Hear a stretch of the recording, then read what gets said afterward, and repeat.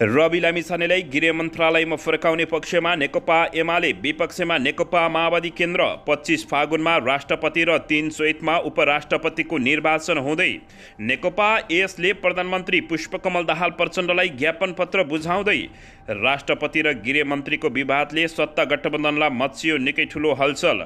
प्रमुख विपक्षी दलको नेता नतोकिँदा संवैधानिक नियुक्तिमा अड्चन। जबरजस्ती करणीमा जेल गएका व्यक्तिबाटै जेलभित्रै महिलामाथि बलात्कार। पहिलोपटक प्रधानमन्त्री हुँदा शहीदका सम्बोधनमा गरेका निर्णय कार्यान्वयन गर्ने प्रधानमन्त्री पुष्पकमल दाहाल प्रचण्डको अभिव्यक्ति। संसदीय समितिमा ज्ञानबहादुर शाहीको प्रस्ताव। संसदमा जवाफ नदिने मन्त्रीको पद खारेज गरौँ। बैंकको उच्च ब्याज दरले उद्योग व्यवसाय धरापमा। महानगरपालिकाका कर्मचारीहरूको सम्पत्ति छानबिन गर्ने काठमाडौँ मेयर बालेन्द्र शाहको तीव्र तयारी। रवि लामिछानेलाई हर्क साम्पाङको सुझाव। सरकार छाडेर प्रतिपक्षमा बस्नुहोस्। गृह मन्त्रालय नछाड्ने मुडमा प्रधानमन्त्री पुष्पकमल दाहाल प्रचण्ड। नदिए जे पनि हुन सक्ने राष्ट्रिय स्वतन्त्र पार्टीको चेतावनी। रवि लामिछानेलाई गृहमन्त्री बनाउनै पर्छ भन्दै अनसन बस्न लाग्दै गर्दा एकजना युवक पक्राउ। परिवारलाई पेट्रोल सर्केर भारत भाग्ने भानुभक्त पक्राउ। 2 वर्षे छोराको मृत्यु, श्रीमती घाइते। प्रधानमन्त्री पुष्पकमल दाहाल प्रचण्डलाई भेटेर बालेन्द्र शाहले भने सुकुम्बासी समस्या समाधान गर्न सहयोग गर्नु पर्यो। परराष्ट्र मन्त्री पौडेल आज श्रीलङ्का प्रस्थान हुँदै गृहमन्त्री कसलाई बनाउने हो भन्ने त्यो प्रधानमन्त्रीको अधिकारको विषय भएको नेकपा माओवादी केन्द्रका नेता कृष्णबहादुर महराको अभिव्यक्ति। र गृहमन्त्री बारे प्रधानमन्त्रीलाई प्रश्न गर्दा जवाफ दिए बनेपछि थाहा पाउनुहुन्छ। लीलामणि पोखरेलको दाबी, गृह मन्त्रालय नेकपा माओवादी केन्द्रको हुनुपर्छ। साइबर सुरक्षाका लागि अमेरिकी विदेश मन्त्री न्युल्यान्डको प्रस्ताव। एमसिसी कार्यान्वयनमा न्युल्यान्डको चासो। अब हेर्नुहोस् पुरा समाचार। दर्शक महानुभावहरू नमस्कार। नेपाली न्युज टिभीको न्युज बुलेटिन खबरमा यहाँहरूलाई हार्दिक स्वागत छ। सदाझैँ आज पनि तपाईँहरूमाझ देश तथा विदेशका महत्त्वपूर्ण समाचार अपडेटका साथ उपस्थित भइसकेका छौँ। दर्शक महानुभावहरू, हामीलाई तपाईँहरूले कहाँदेखि हेर्दै हुनुहुन्छ नेपाल भए जिल्ला र ठाउँको नाम लेख्नुहोला। यदि विदेशमा हुनुहुन्छ भने आफू रहेको देशको नाम पनि लेख्न नभुल्नुहोला। दर्शक महानुभावहरू, यदि हाम्रो च्यानल नेपाली न्युज टिभीलाई अहिलेसम्म पनि सब्सक्राइब गर्नुभएको छैन भने सब्सक्राइब गरी जोडिनुहोला। साथै सँगै रहेको बेल आइकनलाई दबाउन पनि नभुल्नुहोला। आउनुहोस् दर्शक महानुभावहरू, आजको मुख्य समाचारतर्फ लागौँ। दर्शकबिन, रवि लामिछानेलाई गृह मन्त्रालयमा फर्काउने पक्षमा नेकपा उभिएपछि र विपक्षमा नेकपा माओवादी उभिएपछि दरार पैदा भएको छ। वर्तमान सरकार सञ्चालनका लागि बनेको राजनीतिक संयन्त्रमा रहेका दलहरूमध्ये नेकपा एमाले र नेकपा माओवादी केन्द्रबीच फरक धारणा आउन थालेको छ। गृह मन्त्रालय राष्ट्रिय स्वतन्त्र पार्टी रासपाले पाउने कि नपाउने भन्ने विषयमा दुई दलको धारणा बाँझिएको छ। राष्ट्रिय स्वतन्त्र पार्टीका रवि लामिछानेले अमेरिकी नागरिकता लिएपछि नेपाली नागरिकता निष्क्रिय भएको, तर पछि अमेरिकी नागरिकता त्यागेपछि नयाँ नागरिकता लिनुको सट्टा स्वतः खारेज भएको पुरानै नागरिकता प्रयोग गरेको अभियोगमा सर्वोच्च अदालतले गरेको फैसलाका कारण उनको सांसद, पार्टी सभापति र उपप्रधानमन्त्री एवं गृहमन्त्री पद खारेज भएको थियो। तर लामिछानेले आइतबार पुनः नयाँ नेपाली नागरिकता लिएपछि फेरि पार्टीको सभापतिको जिम्मेवारीमा फर्किएका छन्। साथै उपप्रधान एवं गृहमन्त्रीमा पनि फर्किने कोसिस गरिरहेका छन्। नेपालको संविधान अनुसार सांसद नभए पनि 6 महिनासम्म मन्त्री बन्न पाउने प्रावधान रहेको छ।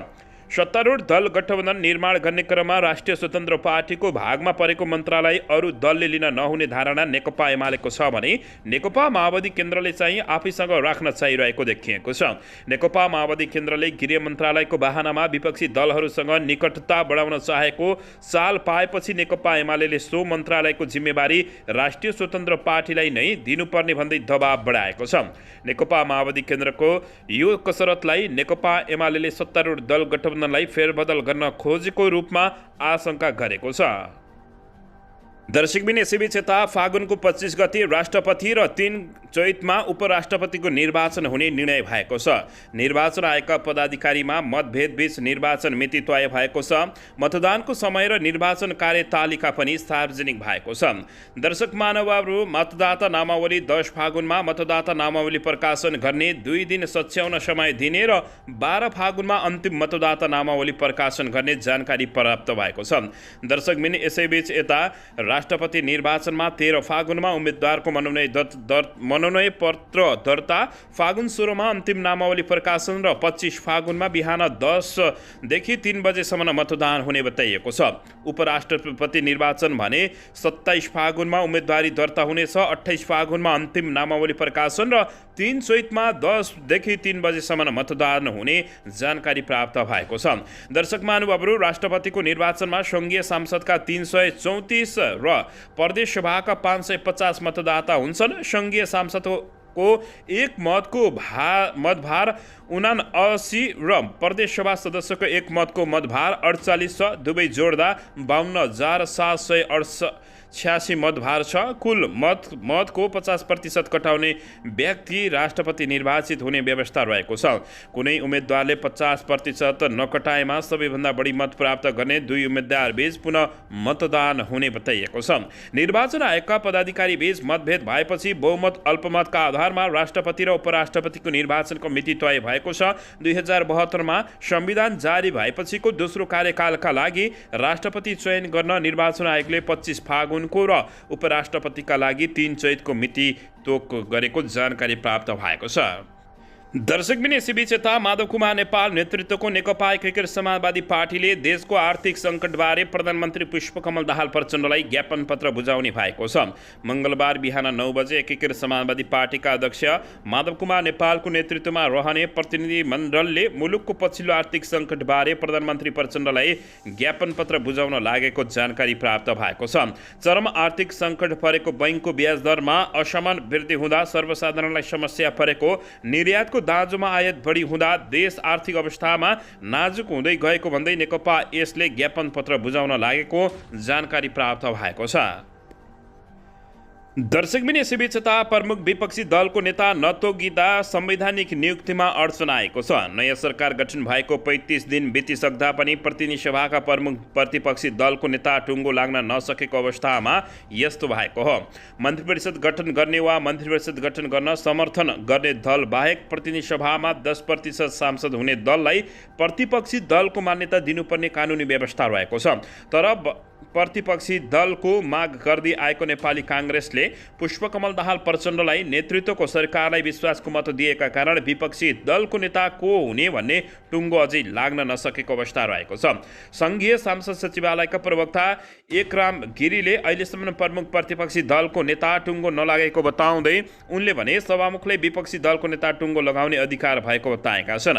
हालसम्म प्रमुख विपक्षी दलको नेता टुङ्गो लागिसकेको छैन। यो विषय सभामुखको क्षेत्र अधिकारभित्र पर्ने भएकाले उहाँले केही दिनभित्र टुङ्गो लगाउनुहुन्छ। हामीले सबै जानकारी गराइसकेका छौँ, प्रवक्ता गिरीले बताएका छन्। नेपाली काङ्ग्रेसका प्रमुख सचेतक रमेश लेखक आफूहरू प्रमुख प्रतिपक्षी दल भएको दावी गरेका छन्। सरकारलाई समर्थन गरेको दल कसरी प्रमुख प्रतिपक्षी दल हुन सक्छ भन्ने प्रश्नमा लेखकले भने त्यसो भए सांसदको बेन्चमा प्रतिपक्षी दलको बोर्ड किन झुन्डाएको भनेर उल्टै प्रश्न गरेका छन्।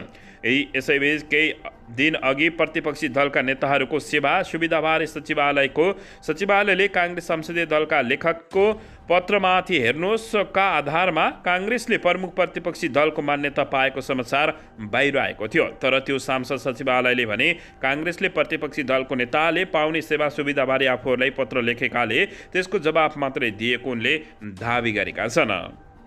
दर्शकबिन, यसैबीच यता दाङको तुलसीपुर कारागारभित्र एक महिला बन्दीमाथि जबरजस्ती करणी भएको छ। आफूमाथि जबरजस्ती करणी भएको भन्दै ती महिलाले कारागारकै बन्दी तुलसीपुर उपमहानगरपालिका 6 डुम्री गाउँका 28 वर्षीय खुमबहादुर चौधरीमाथि किटानी जारी दिएकी छिन्। चौधरीमाथि अनुसन्धान र कारबाही प्रक्रिया चलाएको छ।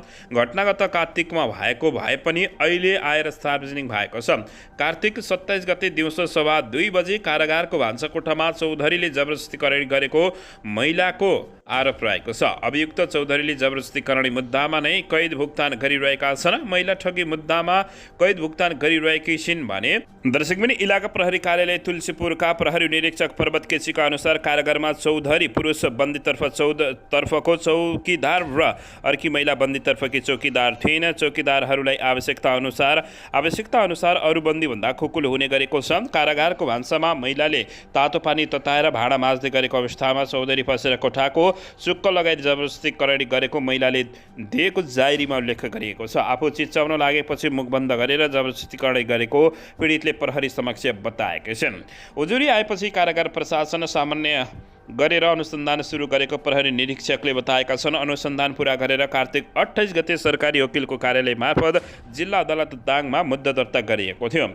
उक्त घटनामा महिलाको उमेर अनुसार अभियुक्त कुम्बहादुर चौधरीलाई 7 देखि 10 वर्ष कैद सजाय माग दाबी गरिएको प्रहरी निरीक्षक केसीले बताएका छन्। मुद्दाको क्रममा गत पुस 16 गते आरोपित पीडितलाई लगायत साक्षीहरूको बगपत्र भएको थियो। मुद्दा फैसला आउन बाँकी रहेको छ। अहिले पीडित तुलसीपुर कारागारमा रहेको र अभियुक्त चौधरीलाई घोराई कारागारमा स्थानान्तरण गरिएको जानकारी प्राप्त भएको छ।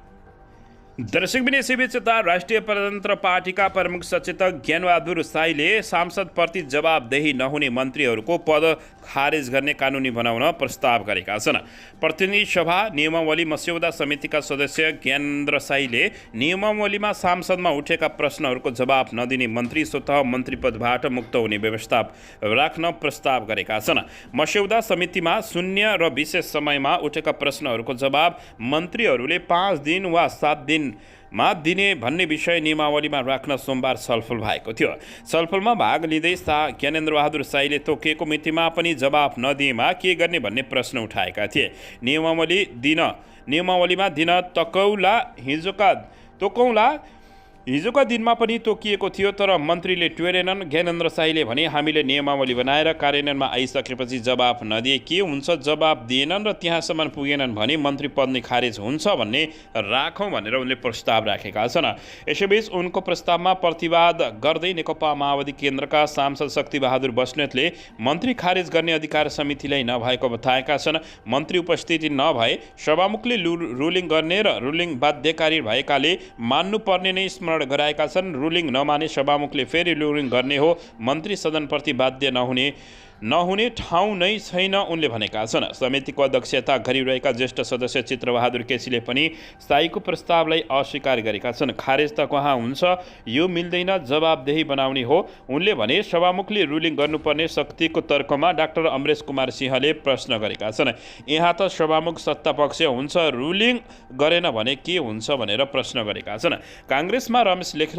काङ्ग्रेसका रमेश लेखकले सदनले सरकारलाई जसरी पनि बाध्य गर्न सकिने बताएका छन्। यसैबीच राष्ट्रिय स्वतन्त्र पार्टीकी सविता गौतम र नेकपा माओवादी केन्द्रका हितराज पाण्डेले पनि 7 दिन व्यावहारिक हुने धारणा राखेका थिए। शून्य र विशेष समयमा उठेका विषयमा मन्त्री 7 दिनभित्र जवाब दिने विकल्पमा समितिमा सहमति जुटेको थियो। दर्शकबिन यसैबीच आउन सरको समाचारतर्फ लागौँ। कर्मचारीहरू कमिसनको लोभमा टेन्डर र कोटेसनमा कामहरूमा बढी ध्यान दिन थालेको भन्दै काठमाडौँका मेयर बालेन्द्र शाहले यस्तो निष्कर्ष निकालेका छन्। यसैबीच काठमाडौँ महानगरपालिकाका कर्मचारीहरूको सम्पत्ति छानबिन गर्ने मेयर बालेन शाहले तयारी गरेका छन्। काठमाडौँ महानगरपालिकाका मेयर बालेन शाहले केही कर्मचारीहरूको सम्पत्ति छानबिन गर्ने तयारी गरेका छन्। यसका लागि उनले अख्तियार अनुसन्धान दुरुपयोग आयोग, राष्ट्रिय सतर्कता केन्द्र र नेपाल प्रहरीसँग सामान्य गरिरहेका छन्। उनले कान्तिपुरलाई मेयर बालेन शाहका सहयोगीहरूबाट प्राप्त जानकारी अनुसार 35 देखि 40 जना कर्मचारीहरूको सम्पत्ति छानबिन हुन लागेको बताइएको छ। महानगरमा करिब 2100 जना कर्मचारी कार्यरत रहेका छन्। काठमाडौँ महानगरपालिकाको विभिन्न महाशाखाका प्रमुख, विभागीय प्रमुख, प्रशासकीय प्रमुख, वडा सचिव, केही नगर प्रहरी लगायत विभिन्न शाखामा कार्यरत तल्लो तहदेखि माथिल्लो तहसम्मका कर्मचारी रहेका छन्। विभिन्न बहानाबाजी बनाउँदै सेवा गरेहरूलाई झुलाउने, दुःख दिने जस्ता गुनासाहरू महानगरपालिकामा आइरहेको छ। जनतासँग प्रत्यक्ष रूपमा जोडिएका कामहरू चाँडो गर्न र कुनै पनि बहानामा जनताले दुःख नपाउने गरी सम्पन्न गर्न मेयर बालेन शाहले निर्देशन दिए पनि सेवा गराइबाट निरन्तर रूपमा गुनासो र भ्रष्टाचारको गुनासो आउन थालेपछि मेयर बालेन शाहले उक्त निर्णय लिएको उनका एक सहयोगीले जानकारी दिएका छन्। वडा स्तरमा कार्यरत कर्मचारीहरू समेत कमिसनको लोभमा टेन्डर तथा कोटेसनका कामहरूमा बढी ध्यान दिन थालेको बालेन शाहको टिमले जनाएको छन्। यसबारे उनको सचिवालयले आधिकारिक रूपमा नबताए पनि स्वाभाविक प्रक्रिया भनेको छ। कर्मचारीको सम्पत्ति छानबिन गर्ने तयारी भइरहेको हो भन्ने प्रश्नमा मेयर बालेन शाहको सचिवालयले स्वाभाविक प्रक्रिया भएको छ भन्दै जवाफ दिएका छन्। दर्शकबिन यसैबीचता धरान उपमहानगरपालिकाका मेयर हर्क साम्पाङले राष्ट्रिय स्वतन्त्र पार्टीका सभापति रवि लामिछानेलाई सरकार छाडेर प्रतिपक्षमा बस्न सुझाव दिएका छन्। यसरी अपमानित भएर सरकारमा बसे अर्को चुनावमा एक सिट मात्र आउन सक्ने मेयर हर्क साम्पाङले चेतावनी समेत दिएका छन्। सामाजिक सञ्जाल फेसबुकमा हर्क साम्पाङले लेखेका छन्, यति धेरै अपमानित भई सरकारमा बस्नु हुँदैन रविजी र उहाँको पार्टीले सरकार छोडेर प्रतिपक्षमा जनताको आवाज घन्काउनुपर्छ, नत्र अर्को चुनावमा एक सिट मात्रै आउनेछ भन्दै उनले चेतावनी दिएका छन्। हालै मात्र अदालतले रवि लामिछानेको नागरिक अवैध ठहर गरेपछि रवि लामिछानेले सांसद र मन्त्री पददेखि पार्टीको सभापति पद समेत गुमाउन परेको थियो। नागरिकता पुनः प्राप्ति गरेपछि लामिछानेले पुनः पार्टी सभापति बनेका छन् भने गृहमन्त्री पदमा फर्किनका लागि मरिहत्ते गरिरहेका छन्। सुशासनको चर्को नारा लगाउने रवि लामिछानेले आफ्नो राहदानी सम्बन्धी मुद्दा अनुसन्धान जारी रहेका बेला फेरि तालुकदार मन्त्रालयमा फर्कन लागेको भन्दै आलोचना समेत भइरहेको जानकारी प्राप्त भएको छ। दर्शक महानुभावहरू, यसबारे तपाईँहरूले के भन्न चाहनुहुन्छ प्रतिक्रिया दिन नभुल्नुहोला। दर्शकबिन यसैबीच गृह मन्त्रालय नछोड्ने मुडमा प्रधानमन्त्री पुष्पकमल दाहाल प्रचण्ड रहेका छन् भने नदिए जे पनि हुन सक्ने र पार्टीबाट सरकारबाटै अलग हुन सक्ने राष्ट्रिय स्वतन्त्र पार्टीले दर्शक महानुभावहरू चेतावनी दिएको छ। दर्शकबिन राष्ट्रिय स्वतन्त्र पार्टी राष्ट्रपाका सभापति रवि लामिछाने गृहमन्त्री पदबाट मुक्त भएको 3 दिन मात्र भएको छ। सत्तारूढ दल गठबन्धनमा भागभण्डा गृह मन्त्रालय राष्ट्रिय स्वतन्त्र पार्टीको भागमा परेको थियो, तर सर्वोच्च अदालतले गएको शुक्रबार नागरिकता पुनः प्राप्तिको प्रक्रिया पूरा नगरेको ठहर गरेपछि लामिछाने पद मुक्त भएका थिए। अब उक्त मन्त्रालय कसले लिने भन्ने विषयमा सत्तारूढ दल गठबन्धनभित्र नयाँ विवाद सुरु भएको छ। सत्तारूढ दल गठबन्धनमा रहेका दलहरूबीच मन्त्रालय भागभण्डा हुँदा राष्ट्रिय स्वतन्त्र पार्टीले उप प्रधानमन्त्री सहित 3 मन्त्रालय र 1 राज्यमन्त्री पाउने सहमति भएको थियो। लामिछानेको नागरिकता प्रकरणले शक्तिशाली मानिने गृह मन्त्रालय राष्ट्रिय स्वतन्त्र पार्टीको हातबाट फुस्किएको छ। सर्वोच्च अदालतले नागरिकता प्राप्तको प्रक्रिया नपुगेको ठहर गर्दै चितवन 2 मा उनी उम्मेद्वार बन्न नै अयोग्य रहेको फैसला गरेपछि उनले गृहमन्त्रीसँगै एकैपटक अन्य 3 पद पनि गुमाउनु परेको थियो। उनले संसदीय दलको नेता र पार्टी सभापति पनि पुनः पद गुमाएका हुन्। 4 मध्ये 1 पदमा रवि लामिछाने आइतबार नै कमब्याक गरिसकेका छन्। उनी तत्काल सांसद र संसदीय दलको नेतामा फर्किने सम्भावना भने छैन। उनी विजय भएको चितवन 2 मा अब उपनिर्वाचन हुनेछ, तर राजनीतिक सहमति भए गृह मन्त्रालयमा फर्किन सक्छन्। राष्ट्रिय स्वतन्त्र पार्टीका एक केन्द्रीय सदस्यका अनुसार उनी गृहमन्त्रीका रूपमा फर्किने प्रयासमा रहेका छन्। दर्शक महानुभावहरू, तर गृह मन्त्रालय नछड्ने मुडमा प्रधानमन्त्री पुष्पकमल दाहाल प्रचण्ड लागेका छन्। नदिए जे पनि हुन सक्ने राष्ट्रिय स्वतन्त्र पार्टीले चेतावनी दिएको छ। दर्शकबिन, पुनः राष्ट्रिय स्वतन्त्र पार्टीका सभापति भए लगत्तै आइतबार प्रधानमन्त्रीले भेट्न बालुवाटार पुगेका लामिछानेले गृहमन्त्री बनाउन प्रस्ताव गरेका थिए। प्रधानमन्त्रीले केही नबोले पनि माओवादी नेताहरूसँग सो पद राष्ट्रिय स्वतन्त्र पार्टीले नपाउने समेत बताएपछि यति बेला भाँडभैलो मचिएको छ। दर्शकबिन, यसैबीच परराष्ट्र मन्त्री डाक्टर बिमला पौड्याल श्रीलङ्काको 75औं स्वतन्त्र दिवसका अवसरमा सहभागी हुन बिहिबार त्यसतर्फ प्रस्थान गर्ने बताइएको छ। सोमबार बसेको मन्त्री परिषदको बैठकले उनको श्रीलङ्काको भ्रमणलाई स्वीकृति प्रदान गर्ने निर्णय गरेको हो। परराष्ट्र मन्त्री भएपछि यो उनको पहिलो विदेश भ्रमण रहेको छ। उनी श्रीलङ्काको 75औं स्वतन्त्र दिवसका अवसरमा कोलम्बोमा आयोजना हुने विशेष समारोहमा अतिथिका रूपमा सहभागी हुने त्यसतर्फ जान लागेको जानकारी प्राप्त भएको छ। श्रीलङ्काका राष्ट्रपति रणिल विक्रमसिंघाले यही माघ 20 र 21 गते फेब्रुअरी 3 र 4 तारिकमा हुने विशेष समारोहमा दक्षिण एसियाली मुलुकका विदेश मन्त्री र अन्य विशिष्ट पाहुनालाई निमन्त्रणा गरेका हुन्। भ्रमणका दौरानमा मन्त्री पौडेलले उच्चस्तरीय द्विपक्षीय राजनीतिक भेटवार्ता गर्ने छिन् भने उनले श्रीलङ्काका राष्ट्रपति, प्रधानमन्त्री, विदेश मन्त्री, भारत र मालदिप्सका विदेश मन्त्रालयसँग उच्चस्तरीय द्विपक्षीय भेटवार्ता गर्ने जानकारी प्राप्त भएको छ। मन्त्री डाक्टर पौडेल बिहिबार त्यसतर्फ प्रस्थान गर्ने छिन् भने शुक्रबार विभिन्न साइडलाइनमा मिटिङहरू हुने र शनिबार मुख्य समारोहमा सहभागी हुने कार्यतालिका रहेको मन्त्रालयले जानकारी दिएको छ। भ्रमण सम्पन्न गरी उनी आइतबार नेपाल फर्किने कार्यक्रम समेत रहेको जानकारी प्राप्त भएको छ। दर्शकबिन यसैबीच यता एमसिसी कार्यान्वयन गर्न अमेरिकाले फेरि दबाब दिन थालेको छ। अमेरिकी उपविदेश मन्त्री भिक्टोरिया न्युल्यान्डले 2 दिने नेपाल भ्रमणका क्रममा आफ्नो देशको सहयोगमा सञ्चालित millennium challenge corporation MCC compact सहितका परियोजनाको प्रभावकारी कार्यान्वयनका विषयमा चासो व्यक्त गरेकी छन्। 2 दिने नेपाल भ्रमणका क्रममा आइतबार काठमाडौँ आइपुगेकी न्युल्यान्डले सोमबार प्रधानमन्त्री तथा नेकपा माओवादी केन्द्रका अध्यक्ष पुष्पकमल दाहाल प्रचण्ड, नेपाली काङ्ग्रेसका सभापति शेरबहादुर देउवा, एमाले अध्यक्ष केपी शर्मा ओली र परराष्ट्र मन्त्री विमला राई पौडेल सहितका शीर्ष नेताहरूसँगको भेटमा अमेरिकी सहयोगमा सञ्चालित परियोजनाको पारदर्शी र प्रभावकारी कार्यान्वयनमा जोड दिएके हुन्। दाहाल नेतृत्वको सरकार गठन भएपछि नेपाल भ्रमणमा आएकी उच्च अधिकारी न्युल्यान्डको शीर्ष नेताहरूसँगको भेटपछि पाटन दरबार क्षेत्रमा आयोजना गरिएको पत्रकार सम्मेलनमा एमसिसी परियोजना नेपाली जनताको हितमा भएकाले यसको कार्यान्वयन महत्त्वपूर्ण रहेको उनले बताएका छन्। यसैबीच धेरै अमेरिकी नेपालमा लगानी गर्न इच्छुक छन्। उनले भनिन्, यहाँ उनीहरूलाई लगानी मैत्री वातावरण कसरी बनाउन सकिन्छ भन्ने पारे पनि हामीले छलफल गरेका छौँ। नेपाली नेतासँग भेटका क्रममा 4 विषयमा कुराकानी गरेको जनाउँदै न्युल्यान्डले नेपाल 2 ठुला छिमेकी चीन र भारतबीच रहेको भन्दै मुलुकको हितमा प्रयोग गर्ने पनि सुझाव दिएको छ। भारतसँग अमेरिकाको सुमधुर सम्बन्ध रहेको र चीनसँगको सम्बन्ध सुधारमा पनि बाइडेनले प्रस्ताव लगिरहेको बताएका छिन्। यी 2 ठुला मुलुकसँगको भूराजनीतिक भन्दा पनि हामी नेपालको आफ्नो हितका विषयमा संवैधानिक सार्वभौम निर्णय गरोस् भन्ने चाहन्छ उनले भनिन्। यो दर्शक महानुभावहरू के हो त चलखेल, यसबारे तपाईँहरूले मनमा लागेको प्रतिक्रिया दिन नभुल्नुहोला।